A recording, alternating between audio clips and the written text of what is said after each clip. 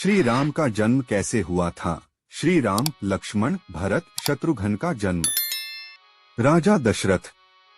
त्रेता युग में सूर्यवंश में राजा इक्ष्वाकु, दिलीप, भगीरथ, रघु और राजा हरिश्चंद्र जैसे प्रतापी राजाओं के बाद राजा दशरथ हुए। राजा दशरथ बड़े ही पराक्रमी और प्रतापी राजा थे। तीनों लोकों में उनकी कीर्ति विद्यमान थी। देवराज इंद्र उनके मित्र थे तथा उन्होंने देव और असुरों के संग्राम में देवराज इंद्र के साथ मिलकर युद्ध किया था। राजा दशरथ का साम्राज्य दिन दुगनी रात चौगुनी उन्नति पर था, लेकिन उन्हें केवल एक ही चिंता सताए जा रही थी कि उनके बाद उनके वंश का क्या होगा। राजा दशरथ की 3 पत्नियां थी, जिनमें से सबसे बड़ी रानी कौशल्या थी, उनसे छोटी रानी कैकेयी थी तथा सबसे छोटी रानी सुमित्रा थी। 3 पत्नियां होने के बावजूद राजा दशरथ की कोई पुत्र नहीं था जो उनके कुल को आगे बढ़ा सके, इसलिए उन्हें अपने कुल के अंत का डर सताए रहता था। इसी विषय में उन्होंने अपने कुल ऋषि से इस समस्या का समाधान पूछा। उनके कुल ऋषि ने बताया कि उन्हें पुत्र प्राप्त करने के लिए पुत्रेष्टि यज्ञ संपन्न करना होगा, जिसके फल स्वरूप उन्हें पुत्र की प्राप्ति अवश्य होगी। लेकिन उन्होंने इसके साथ ही यह शर्त भी रखी कि वह स्वयं पुत्रेष्टि यज्ञ नहीं करवा सकते। इस यज्ञ के लिए राजा दशरथ को स्वयं जाकर श्रृंग मुनि को प्रसन्न करना होगा। श्रृंग मुनि अथर्ववेद के पूर्ण ज्ञाता है तथा वह पुत्र कामेष्टि यज्ञ के विशेषज्ञ है। वही इस यज्ञ को संपन्न करवा सकते हैं। पुत्र कामेष्टि यज्ञ संपन्न होना।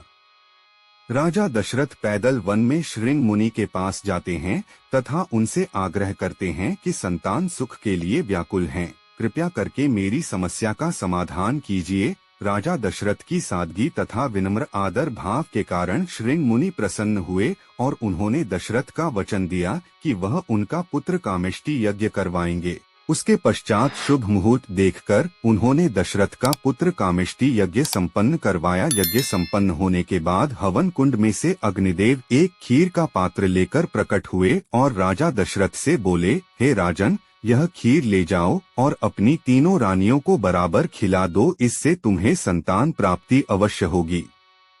श्री राम तथा उनके भाइयों का जन्म। राजा दशरथ खीर का पात्र ले जाकर रानी कौशल्या तथा रानी कैकेयी को दे देते हैं। रानी कौशल्या तथा रानी कैकेयी अपने अपने पात्र में से एक एक निवाला सबसे छोटी रानी सुमित्रा को खिला देते हैं, जिसके प्रभाव से कुछ समय बाद राजा दशरथ के घर में एक साथ 4 पुत्रों का जन्म होता है।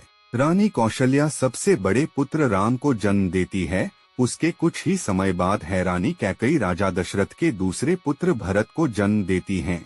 कुछ है घड़ी बीतने के पश्चात रानी सुमित्रा राजा दशरथ के तीसरे पुत्र लक्ष्मण को जन्म देती है तथा कुछ ही क्षण बाद वह दशरथ के चौथे पुत्र शत्रुघ्न को जन्म देती हैं।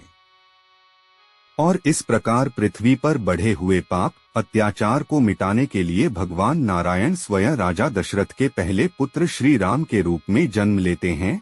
भगवान विष्णु के राम अवतार का साथ देने के लिए शेषनाग लक्ष्मण के अवतार में जन्म लेते हैं तथा उनके साथ ही भगवान विष्णु के सुदर्शन चक्र भारत के अवतार में जन्म लेते हैं तथा शत्रुघ्न भगवान विष्णु के शंख शैल के अवतार होते हैं।